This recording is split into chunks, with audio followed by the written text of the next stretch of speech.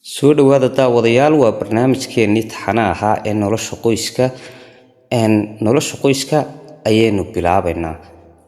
Nolosha qoyska horta waxay ka bilaabantaa wiil iyo gabadh ama inan iyo inan sida loo yaqaanaba. Marka ay ka bilaabato inan iyo inan, ugu horeyn dunidan laba qof oo is yaqaana oo dhasha ma jiraan.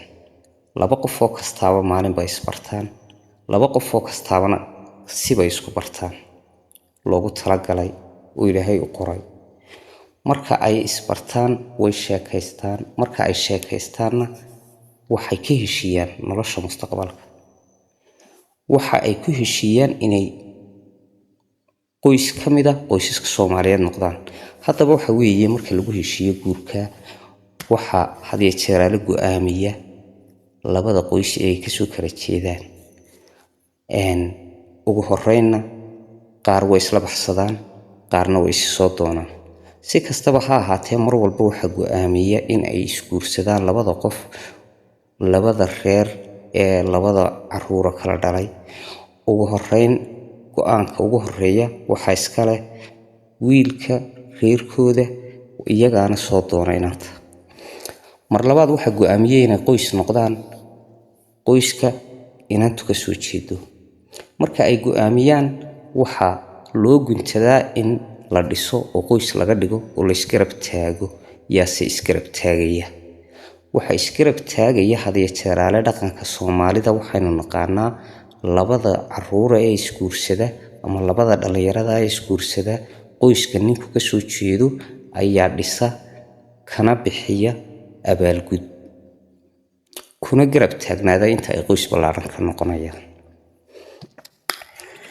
Reerka inantu ka soo jeedo waxa ay iyagu inanta ka doonaan in gabaati laga siiyo iyo in looga abaalgudo. Haddaba reerka inantu ka soo jeedo sodohdu way abaalgudaa, hantidii abaalgudka loo siiyey way ka abaalcelisaa iyadoo soo xidhaysa xeedhiyo ama fijaano sida loo yaqaano iyo agabkii guriga qayb ka mid ah. Sodoga ama siidiyada wax abaalahoo ay soo celiyaan ma jirto, inantana ma dhisaan. Haddaba inantaa qoyska ay ka soo jeedo intii ayna gaadhin barnaamij gaar ah baan idinka samaynayaa. Inanta waxa laga yaabaa inay wax fara badan reerka u soo dhibtootay, inay u soo shaqaysay, haddana aanay waxba ka raacayn ee iyada wax laga doono. Barnaamij gaar ah baan taa inoogu samaynayaa. Bal haddaba aynu soo noqono qoyska wuu dhismo. Wuxuu la degay reerkii inanku ka soo jeeday sida caadada Soomaalidu tahay.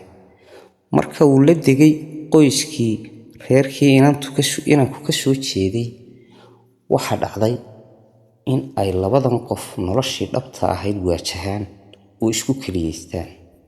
Waxa jira wax fara badan oo looga baahan yahay ninku inuu ku samro ama u samro, iyo wax fara badan oo ay kaga gudban tahay gabadhu samirkeedana iyada laga rabo. Waxa jirta ilmaha koowaad baa u dhashay, farxadda qoysku inta hore way hagaagsan tahay, waxyaabo yaryar oo tabashooyina mooyaane. Waxa ay ka bilaabantaa halganka noloshu ama waxyaabaha ninka iyo gabadhu iskaga hor yimaadaan waqtiga laba caruur ay u dhalato ama ilmaha koowaad ba ha noqdo. Waxa soo waajahda noloshii dhabta ahayd iyo mas'uulnimadii laga doonayay labadan qof in ay hooyo iyo aabe noqdaan. Khilaafaadka ugu badani wuxuu ka yimaadaa nolosha qoyska. Haddaba qoysaskii waxay kala raacayaan laba wado, waa qoyska miyiga iyo qoyska magaalada. Qoyska magaalada wuu ka hawl badan yahay qoyska miyiga. Qoyska miyiguna dhaqankiisu wuu ka duwan yahay ka magaalada. Haddaba aynu ku horeynay qoyska magaaladu waxa uu leeyahay mas'uuliyad gaar ah oo ninka saaran. Waxaa laga rabaa si joogto ah in ay masaariiftooda iyo cuntadooda u helaan. Waxyaabaha mas'uuliyadda ka saaran tahay ee kale waxa ka mid ah caafimaadkooda. Waxa kale oo ka mid ah inuu go'aamiyo reerka waxyaabaha guriga dhexdiisa qaybo ka mid ah. Had iyo jeer dhalinyarada Soomaalidu camalkoodu wuu iska yar yahay. Dawlad wanaagsan oo shaqo uu ka helo ma haysano. waxa ugu horreynba soo waajaha noloshii qoyska iyo baahiyaadkii asaasiga ahaa. baahiyaadka waqtigan iminka la joogana wuu ka badan yahay kii waqtiyadii hore ee lagu soo noolaan jiray. sababtu tahay reerka magaaladu maanta waxa uu u baahan yahay one daygii, waxa uu u baahan yahay marka aad xisaabiso muxuu noqon karaa. se marka laga yimaado dhaygii bishii muxuu u baahan karaa. aragtida commentigaad ku soo qoraysaa, subscribe youtube haddaanad hore u joogin. aragtidaada commentiga wax kastoo aad ku soo qortaa waxay ka qayb qaadan doontaa arrimaha qoyska iyo sida ay u dhaqmaan qoysaska Soomaalidu. waxa kaloo aynu xog ka haynaa ilmaha yar ee maanta ku dhasha muxuu u baahan yahay. ugu horreyn isagoo aan dhalanba waxa loo baahan yahay wixii uu isagu u baahnaa inta uurka hooyadii ku jiro in aad sii diyaariso. waxa kale oo lagaaga baahan yahay in aad sii diyaariso hooyadaasi marka ay foolato wixii ay u baahnayd, haddii caafimaadkeeda tahay iyo haddii ay wixii ay isticmaalaysa tahay. mas-uuliyadda ninka ayaan maraynaa. waxaa jirta ninku waxa awoodiisa ah marka uu soo helo.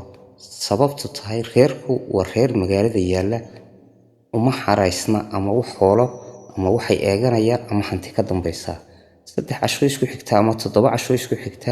haddii uu bukoodo ama xanuunsado waxaa laga yaabaa reerkaasi in ay nolosha heerkii ugu hooseeyay gaaraan. marka ay halkaa marayso gabadhina waxaa u muuqanaya baahiyaadkii guriga dhammaantii. barnaamijkeennan caawa intaasaynu kusoo koobaynaa. barnaamijyada dambana waad la socon doontaa. waa taxane barnaamijkani. wixii aragtiyana commentigaad noogu soo qoraysaa. subscribe-ka iga ilaawina. sheekadan iyo sheekooyin la mid ah oo arrimaha qoyska ku saabsan waxay inoo noqon doonaan taxane si joogtaan idinku soo gudbino. idinkana aragtidiina waa idinka aqbalaynaa in aad noo soo gudbisaanna annagaa jecel. waan idin salaamayaa akhyaarta hawada igaga xidhan dhammaantiin.